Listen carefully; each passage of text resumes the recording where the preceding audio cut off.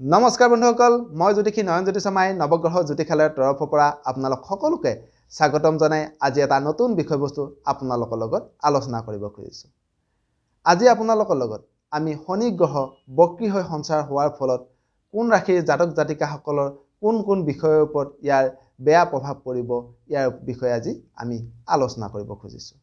বন্ধুসকল, আমাৰ আলোচনাৰ পাক মুহূৰ্ততে আমি এটা কথা স্পষ্ট কৰি দিব খুজিছোঁ, সেইটো হ'ল এই আলোচনাৰ মাধ্যমেৰে আমি কোনো ৰাশিৰ জাতক জাতিকাসকলক ভয় বা ভীতিগ্ৰস্ত কৰাৰ আমাৰ উদ্দেশ্য নহয়। আমাৰ উদ্দেশ্য হ'ল এই ৰাশিৰ জাতক জাতিকাসকলৰ যি ৰাশিৰ জাতক জাতিকাসকলৰ বেয়া প্ৰভাৱ পৰিব পাৰে সেই ৰাশিৰ জাতক জাতিকাসকলক আমি সদায় সজাগ আৰু সচেতন কৰি ৰখা। আমি বিশ্বাস কৰোঁ বন্ধুসকল, যদি আমি সজাগ আৰু সচেতন হৈ থাকোঁ তেতিয়াহ'লে আমাৰ জীৱনলৈ কেতিয়াও বেয়া দিন বা বেয়া সময় নাহে। বন্ধুসকল, আমাৰ এই চেনেলটোৰ জৰিয়তে আপোনালোকৰ লগত আমি দৈনিক ৰাশিফল আৰু বৈদিক জ্যোতিষশাস্ত্ৰৰ বিভিন্ন বিষয়সমূহ আমি আলোচনা কৰি আহিছোঁ।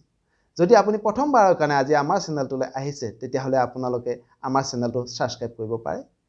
লগতে আমাৰ ভিডিঅ'সমূহ সকলোৱে পোৱাকৈ শ্বেয়াৰ কৰিব পাৰে আৰু আমাৰ ভুল ত্ৰুটিসমূহ আপোনালোকে আমাক কমেণ্ট বক্সত কমেণ্ট কৰি জনাব পাৰে। বন্ধুসকল, আপোনালোকৰ এটা ছাবস্ক্ৰাইব আৰু এটা কমেণ্টে মোৰ মনটো খুব আনন্দিত কৰে আৰু আপোনালোকৰ লগত নতুন নতুন ভিডিঅ'সমূহ লৈ অহাৰ ক্ষেত্ৰত মনটো খুব উৎসাহ যোগায়। জান হওক বন্ধুসকল, এবাৰ আহিছোঁ আমি আমাৰ মূল বিষয়বস্তুলৈ। বন্ধুসকল, আমি সকলোৱে জানো প্ৰতিটো গ্ৰহই এটা নিৰ্দিষ্ট সময়ৰ মূৰে মূৰে এটা ৰাশিৰ পৰা আন এটা ৰাশিলৈ সঞ্চাৰ হৈ থাকে। সাধাৰণভাৱে হোৱা সঞ্চাৰৰ ক্ষেত্ৰত কোনো ৰাশিৰ জাতক জাতিকাসকলৰ ওপৰত ইয়াৰ বেয়া প্ৰভাৱ তেনেকুৱাকৈ নপৰে। কিন্তু যদি কোনো গ্ৰহ বক্ৰী হৈ সঞ্চাৰ হয় তেতিয়াহ'লে কিছুমান ৰাশিৰ জাতক জাতিকাৰ কিছুমান নিৰ্দিষ্ট বিষয়ৰ ওপৰত কেতিয়াবা বেয়া প্ৰভাৱ পৰে। বন্ধুসকল, যোৱা 13 জুলাইত শনি গ্ৰহ কুম্ভ ৰাশিৰ পৰা মকৰ ৰাশিলৈ বক্ৰী হৈ সঞ্চাৰ হৈছে আৰু মকৰ ৰাশিত শনি গ্ৰহ বক্ৰী হৈ 17 জানুৱাৰীলৈকে থাকিব। এই সময়ছোৱাত 8টা ৰাশিৰ জাতক জাতিকাসকলৰ কেইটামান নিৰ্দিষ্ট বিষয়ৰ ওপৰত অলপ বেয়া প্ৰভাৱ পৰিব পাৰে। ইয়াৰ প্ৰথম ৰাশিটো হৈছে মেষ ৰাশি। এই মেষ ৰাশিৰ জাতক জাতিকাসকলৰ শনি গ্ৰহ বক্ৰী হৈ সঞ্চাৰ হোৱাৰ ফলত তেওঁলোকৰ কৰ্মস্থানত পোনপটীয়াভাৱে ইয়াৰ বেয়া প্ৰভাৱ পৰিব পাৰে। মেষ ৰাশিৰ জাতক জাতিকাসকলৰ 13 জুলাইৰ পৰা 17 জানুৱাৰীলৈকে কৰ্মস্থানত সামান্য জটিলতা বাঢ়িব পাৰে। তেওঁলোকৰ কৰ্মস্থানবোৰত বেছিকৈ ঘূৰা ফুৰা হ'ব পাৰে। তেওঁলোকৰ পিতৃ মাতৃৰ লগত তেওঁলোকৰ মনোমালিন্য হ'ব পাৰে বা কৰ্মস্থানত তেওঁলোকৰ কোনো উচ্চপদস্থ বিষয়ববীয়াৰ লগত কেতিয়াবা বা মনোমালিন্য হ'ব পাৰে। যদিও এই সময়ছোৱাত তেওঁলোকৰ খুব সাহস বাঢ়িব আৰু তেওঁলোকৰ এই সময়ছোৱাত শত্ৰু নাশ হ'ব। এইবাৰ আহিছোঁ বন্ধুসকল বৃষ ৰাশি। বৃষ ৰাশিৰ জাতক জাতিকাসকলৰ শনি গ্ৰহ বক্ৰী হৈ সঞ্চাৰ হোৱাৰ ফলত তেওঁলোকৰ ভাগ্যস্থানত কিন্তু পোনপটীয়াভাৱে বেয়া প্ৰভাৱ পৰিব পাৰে। তেওঁলোকৰ এই সময়ছোৱাত 13 জুলাইৰ পৰা 17 জানুৱাৰীলৈকে এই সময়ছোৱাত তেওঁলোকৰ ভাগ্য নাশ হ'ব পাৰে। যিকোনো কৰি থকা কামবোৰত কৰি থকা শেষ মুহূৰ্তত তেওঁলোকৰ ৰিজাল্টটো বেয়া হ'ব পাৰে বা হ'বলগীয়া কামটোত তেওঁলোকে হ'ব বুলি আশা কৰি থাকি শেষ মুহূৰ্তত হৈ নুঠিবও পাৰে। লগতে তেওঁলোকৰ এই সময়ছোৱাত পাৰিবাৰিক দিশত সামান্য মনোমালিন্য হ'ব পাৰে। লগতে ভাতৃস্থানীয় ব্যক্তিৰ লগতো তেওঁলোকৰ মনোমালিন্য হ'ব পাৰে। এইবাৰ আহিছোঁ বন্ধুসকল কৰ্কট ৰাশি। শনি গ্ৰহ বক্ৰী হৈ সঞ্চাৰ হোৱাৰ ফলত কৰ্কট ৰাশিৰ জাতক জাতিকাসকলৰ প্ৰেম আৰু বিবাহৰ ক্ষেত্ৰত কিন্তু ইয়াৰ পোনপটীয়াভাৱে বেয়া প্ৰভাৱ পৰিব পাৰে। এই সময়ছোৱাত কৰ্কট ৰাশিৰ জাতক জাতিকাসকলৰ যিসকল প্ৰেমিক প্ৰেমিকা আছে তেওঁলোকে কিন্তু খুব সজাগ আৰু সাৱধান হৈ থাকিব। এই সময়ছোৱাত আপোনালোকৰ সামান্য প্ৰেমৰ ক্ষেত্ৰত ভুল বুজাবুজি হ'ব পাৰে, মনোমালিন্য হ'ব পাৰে। লগতে যিসকল বিবাহ প্ৰাৰ্থী আছে এই সময়ত তেওঁলোকৰ বিবাহৰ ক্ষেত্ৰত খুব সজাগ আৰু সচেতন হৈ আগবঢ়াটো খুব ভাল হ'ব। এই সময়ছোৱাত কৰ্কট ৰাশিৰ জাতক জাতিকাসকলৰ যিসকল প্ৰেমিক প্ৰেমিকা আছে তেওঁলোকে বিবাহৰ প্ৰস্তাৱ ঘৰৰ মাক দেউতাকৰ আগলৈকে লৈ যোৱাৰ ক্ষেত্ৰত বা জ্যেষ্ঠজনৰ আগত লৈ যোৱাৰ ক্ষেত্ৰত খুব সজাগ আৰু সচেতন হৈ আগবাঢ়িব, কিয়নো এই সময়ছোৱাত যদি আপোনালোকে বিবাহৰ প্ৰস্তাৱ ঘৰলৈকে লৈ যায় তেতিয়াহ'লে কোনোবা এখন ঘৰে আপোনালোকক মানি নল'ব পাৰে।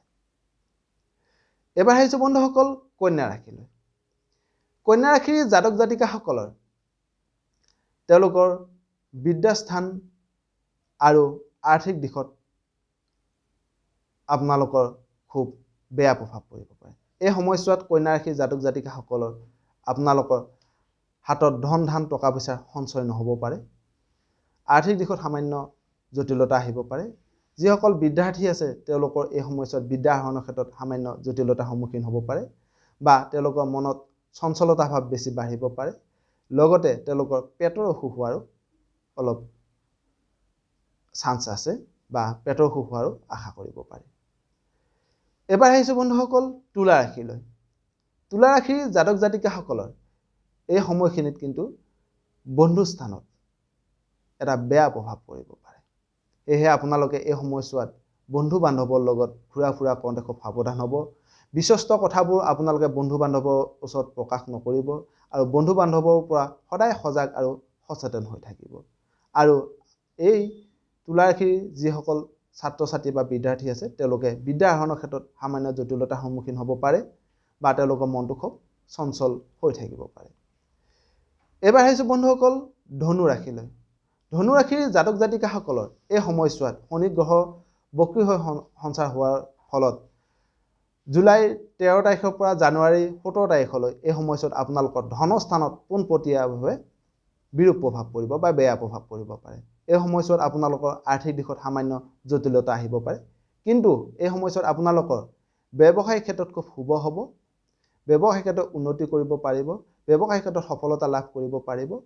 লগতে যিসকল সৃজনকালী ব্যৱসায়ী আছে বা ফ্লাইং ব্যৱসায়ী আছে আপোনালোকে এই সময়ছোৱাত লোৱা লহৰী ব্যৱসায় কৰিব পাৰে, কয়লাৰ ব্যৱসায় কৰিব পাৰে, চামৰাৰ ব্যৱসায় কৰিব পাৰে বা ক'লা বস্তুৰ ব্যৱসায় কৰিব পাৰে। এনেকুৱাকৈ এই ব্যৱসায় কৰিলে আপোনালোকে খুব ব্যৱসায়ত সফলতা লাভ কৰিব পাৰিব। এবাৰ আহিছোঁ বন্ধুসকল মকৰ ৰাশিলৈ। যিহেতু কুম্ভ ৰাশিৰ পৰা শনি গ্ৰহ বক্ৰী হৈ মকৰ ৰাশিলৈকে আহিছে, সেয়েহে জুলাই 13 তাৰিখৰ পৰা জানুৱাৰী 17 তাৰিখলৈকে মকৰ ৰাশিৰ জাতক জাতিকাসকলৰ স্বাস্থ্যৰ ক্ষেত্ৰত ইয়াৰ পোনপটীয়াভাৱে প্ৰভাৱ পৰিব। আপোনালোকৰ এই সময়ছোৱাত সামান্য অসুখ বিসুখ হ'ব পাৰে, শৰীৰ দুৰ্বল হ'ব পাৰে, দেহ মনত সামান্য এলাহ ভাৱ বাঢ়িব পাৰে। সেয়েহে আৰু স্বাস্থ্যৰ ক্ষেত্ৰত আপোনালোকৰ ধন ক্ষয় হ'ব পাৰে। সেয়েহে এই সময়ছোৱাত আপোনালোক শাৰীৰিক দিশত খুব সজাগ আৰু সচেতন হৈ থকাটো খুবেই ভাল হ'ব। একেবাৰে শেষত আহিছোঁ বন্ধুসকল কুম্ভ ৰাশি। এই সময়ছোৱাত কুম্ভ ৰাশিৰ জাতক জাতিকাসকলৰ জুলাই 13 তাৰিখৰ পৰা জানুৱাৰী 17 তাৰিখলৈকে এই সময়ছোৱাত আপোনালোকৰ পোনপটীয়াভাৱে ব্যয়ৰ ক্ষেত্ৰত আপোনালোকৰ বেয়া প্ৰভাৱ পৰিছে। এই সময়ছোৱাত আপোনালোকৰ ব্যয় খুব বাঢ়িব পাৰে।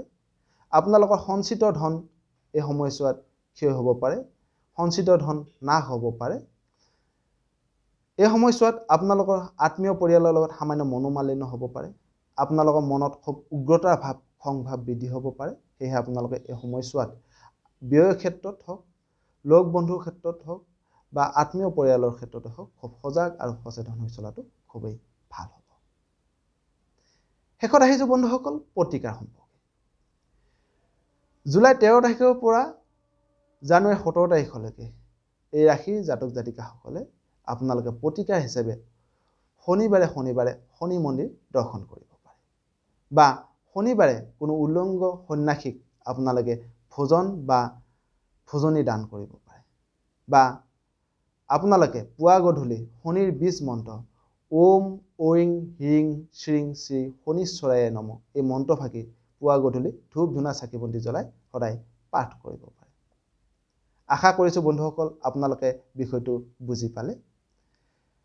আজিৰ দিনটো সকলোৰে শুভ হওক, মংগলময় হওক তাৰে কামনা কৰি আপোনালোকৰ মাজৰ পৰা আমি আজি বিদায় মাগিছোঁ। সৰ্বে ভৱন্তু সুখিনঃ, সৰ্বে ভৱন্তু নিৰাময়া, সৰ্বে ভদ্ৰাণি পশ্যন্তু মা কশ্চিৎ দুঃখভাগ ভৱেৎ। ধন্যবাদ।